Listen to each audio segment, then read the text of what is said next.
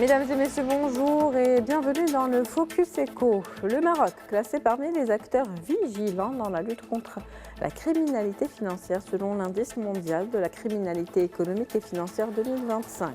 Sur un total de 177 pays, le Maroc se positionne au 75e rang avec un score de 2,14 points. Le Royaume, qui doit continuer à renforcer son dispositif de cybersécurité et de conformité face à la montée en puissance des flux financiers illicites. Les auteurs du rapport insistent sur l'importance d'une gouvernance interne solide et d'audits réguliers pour une gestion des risques efficaces dans un monde de plus en plus façonné par l'intelligence artificielle. Analyse de ce rapport dans ce Focus Éco avec Badr Bellaj. Vous êtes expert en blockchain et crypto-monnaie. C'est un plaisir de vous avoir avec nous. C'est un plaisir partagé. Alors, c'est un indice composite de ce rapport dont on vient de parler, qui va de 0 à 4. Le Maroc se positionne au milieu, on va dire, à 2,14 points, un statut de pays vigilant. Quelle est la situation au Maroc actuellement? Comment se positionne-t-on? Est-ce qu'il y a suffisamment, en termes de sécurisation, justement, des données et puis des flux financiers qui transitent sur le marché? Alors, le rapport, comme vous l'avez bien mentionné, souligne que le Maroc, c'est un pays engagé, mais qui a quand même il y a du travail à faire.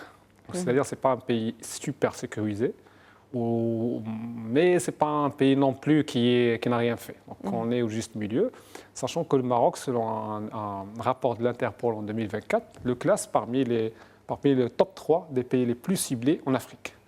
Et même, surtout le secteur bancaire, selon le même rapport de l'Interpol de 2024, classe que le Maroc, c'est le pays numéro 1 qui a son écosystème bancaire ciblé en Afrique.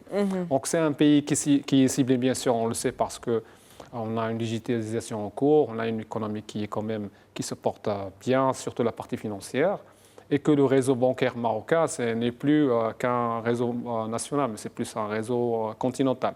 Donc il est ciblé par ces attaques. Donc le Maroc, c'est une cible importante pour les pirates en général, si on les nomme ainsi. Mais ce qu'on a fait comme pays, on a pas mal de choses qui ont été faites. Donc, on a en 2012 la stratégie nationale 2030 de la cybersécurité. Soit un autre indice qui est la résilience cyber. Donc, le Maroc est classé 30e à l'échelle internationale. C'est un bon classement. Il y a aussi un baromètre qui a été lancé l'année dernière, en 2024 par l'OSIM, qui est l'osimètre, qui en quelque sorte dessine ou nous donne une idée sur l'écosystème marocain, la résilience, les investissements, le capital humain, etc., etc. Donc je vais dire que le Maroc a franchi des pas. Il a une stratégie de sécurisation des données et surtout la partie financière pour sécuriser son infra, mais ça reste quand même un travail qui est naissant. On parle de 2012, 2013, c'est pas un grand historique, mais qui part pas pour bien sûr remplir l'objectif. Mais cependant, nous, on est confrontés à des challenges, surtout la facilité actuelle pour attaquer des infrastructures. Avec l'intelligence artificielle, ce n'est pas que les experts pirates qui peuvent attaquer. Un simple jeune qui n'a même pas une connaissance en cybersécurité peut, avec des outils AI, vous attaquer. Avec un simple script AI, je peux créer un ransomware et attaquer une infrastructure. Et actuellement, les ransomware, c'est le plus grand risque que fasse l'espace financier au Maroc. Donc, rappelons ce que c'est un ransomware. Un ransomware, c'est quand on crypte les données. Exactement, c'est un petit logiciel malicieux que je vais bien sûr insérer dans votre écosystème. Son rôle, c'est d'essayer de gagner accès à l'infra et de crypter toute la donnée. C'est-à-dire la donnée sera plus accessible. Et pour vous redonner l'accès, pour la décrypter, je vais vous demander une rançon, d'où le nom. D'où le nom. Et la rançon, elle est généralement payée en crypto. C'est-à-dire ces attaques, ce n'est pas que pour avoir accès à la donnée, mais c'est aussi, ils ont un impact financier, parce que comme dans ce cas, par exemple, tu peux avoir à payer une rançon, il y a des dégâts qui peuvent être économiques pour un acteur. Par exemple, dans l'osimètre, ils ont recensé, c'est un baromètre qui a bien sûr, qui a été plus focus sur les entreprises, donc ils ont recensé que 6% des entreprises ont été victimes d'attaques qui leur ont dû des pertes de plus de 10 millions de dirhams. Donc c'est quand même, ces attaques-là, ils entraînent non pas que juste un dégât, je vais dire, immatériel de votre marque, etc., mais c'est plus un dégât financier qui peut en découler. Et la dernière chose, c'est que l'année passée, ou plutôt le mois passé, on a vu la perte ou la divulgation de 30 000 données de cartes bancaires sur le dark web. C'est-à-dire, ce n'est pas qu'un jeu, mais c'est plus un challenge réel auquel on est face actuellement à l'échelle marocaine. Et comme j'ai dit, c'est bien, on est en train de faire des choses, mais ces attaques-là, ce danger-là va accélérer les pas pour, bien sûr, ne pas prendre juste les index comme un objectif, mais c'est plus de prendre la mitigation des risques, d'éviter de ces risques-là, de se protéger plus comme un objectif que les index qui peuvent être un peu, non pas très, très accurate.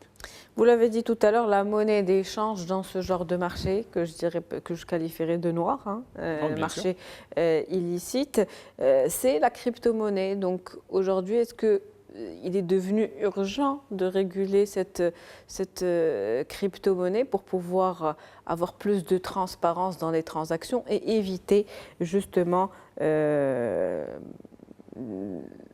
tout échange illicite financier? Oui, alors, généralement, quand on dit que les crypto-monnaies dans le monde illicite, ils sont utilisés dans deux volets majeurs. Le premier, c'est généralement toute activité de ransomware, d'attaque directe, etc. Et deuxième, c'est de faire du blanchissement d'argent. Donc, au Maroc, bien sûr, on a besoin de créer un climat qui est, réglementé pour éviter, ou plutôt pour détruire le marché noir qui est actuellement, qui est en train de devenir très puissant. Parce que, donc ça passe par la réglementation, c'est nécessaire. Oui, bien sûr, la réglementation est nécessaire. Parce que pour essayer de tuer ce marché noir, on doit créer un marché blanc pour les gens. On doit réglementer la chose, de leur permettre, parce que dans le marché de la crypto, ce n'est pas que, bien sûr, le blanchissement d'argent. Le blanchissement d'argent, c'est une partie d'activité qui peut être réutilisée par n'importe quel vecteur. La crypto-monnaie, c'est juste un facilitateur. Donc l'idée de réglementer la chose va bien sûr essayer de suffoquer cette activité illicite, sachant que même à l'échelle internationale, l'activité illicite sur crypto, il représente moins de 1% du volume, c'est-à-dire à l'échelle internationale, à peu près 42 milliards de dollars à l'échelle internationale. Mais ça, c'est devenu possible parce qu'il y a une réglementation partout dans le monde et avec une donne qui est hyper importante, c'est que les cryptos sont traçables. C'est-à-dire, si demain on réglemente, on peut remonter, c'est-à-dire la chaîne des transferts, on peut vraiment avoir... C'est une transparence qu'on n'a même pas avec le système bancaire. Mais malheureusement, ces gens-là profitent de ce maillon. De ce vide juridique, de ce vide juridique pour simplifier les transactions qu'ils peuvent mener. Justement, quand on parle de crypto-monnaie, de blockchain, on ne le dit pas assez, mais c'est, on va dire, les transactions les plus sécurisées au monde une fois qu'ils sont réglementés, parce que toute traçabilité peut être... on peut remonter. Remonter, comme vous le dites. Tout à fait. Donc, on doit comprendre que les crypto-monnaies sont utilisées généralement dans ces activités illicites, pas que dans ce qui est illicite, mais sont utilisées parce qu'ils sont simples, ils sont faciles et sont rapides. C'est juste que ça. Et donc, on profite actuellement au Maroc du vide juridique qui aide à l'anonymat, parce qu'on a un vide juridique, par conséquent, on n'a pas des plateformes qui font des KYC des utilisateurs, donc les utilisateurs sous-jacents qui utilisent ces plateformes sont dans l'anonymat, en quelque sorte. Mais si demain, on va réglementer la chose, on va donner des moyens d'accès des plateformes qui vont assurer l'identification des utilisateurs, donc on peut avoir une traçabilité, une visibilité sur ce qui se passe sur le marché, avec l'interdiction. Mais est-ce que le marché noir va tout de même subsister ? Oui, bien sûr, mais son volume va se réduire parce qu'actuellement, tout le monde cale sur le marché noir. Même si je suis, par exemple, un jeune que j'ai des cryptos que j'ai détenus, par exemple, légalement, avec une activité qui est transparente, je dois passer par le marché noir parce que je n'ai pas d'alternative. Donc, on va dégonfler ce marché noir. Bien sûr, quand je dis le tuer, c'est plus le dégonfler. Mais déjà, de créer une alternative qui va concurrencer le marché noir, c'est une très bonne chose. Et l'interdiction après de passer par les canaux non réglementés. C'est-à-dire, on doit avoir une réglementation des canaux, bien sûr, avec une interdiction de passer, par exemple, sans passer par des canaux réglementaires. Donc l'idée, c'est d'essayer de dégonfler ce marché noir, d'avoir un marché blanc qui permet une visibilité de l'État. Je l'ai toujours dit, l'important, ce n'est pas les taxes, ce n'est pas les volumes, mais le plus important, c'est la visibilité. En chiffres. En chiffres, mais en transactions. Mais plus c'est en transactions. Si on sait qui a donné à quoi, quand et comment. C'est ça le plus important. Parce que moi, par exemple, même je suis avec une activité légitime, je peux tomber dans le piège d'acheter un bitcoin qui a été, par exemple, impliqué dans une opération illicite. Par conséquent, je peux même, moi, que j'ai, par exemple, je me suis comporté correctement, je peux être je peux avoir des problèmes juridiques ou réglementaires parce que je serai considéré comme complice. Et c'est ça quand même à l'échelle internationale. Donc c'est pour ça. C'est ça le danger.